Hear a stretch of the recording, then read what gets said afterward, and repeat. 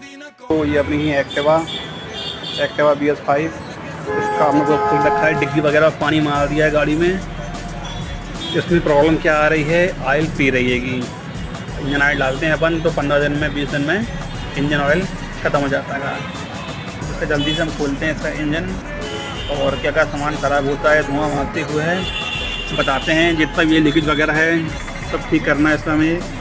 जैसे कि आप देख रहे हैं ब्लैक, और कॉस्ट क्या आता है, सामान क्या ख़राब होता है, आपको उसके नेक्स्ट वीडियो में बताते रहेंगे। आप लोग नई वीडियो को देख रहे हैं ये वाले हमारे, तो सब्सक्राइब जरूर कर लें ताकि आने वाला आपको नोटिफिकेशन मिल जाए, और क्या क्या प्रॉब्लम आती है और कैसे आती है इसकी जानकारी मिल जाए आपको। ठीक है दोस्तों, और आपकी जो भी इसमें परेशानी हो, प्रॉब्लम हो, हमें कमेंट बॉक्स में बताएं ताकि हम आपकी समस्या का समाधान कर लें। ठीक है दोस्तों, हम मिलते हैं इसके नेक्स्ट वीडियो में। Thanks for watching.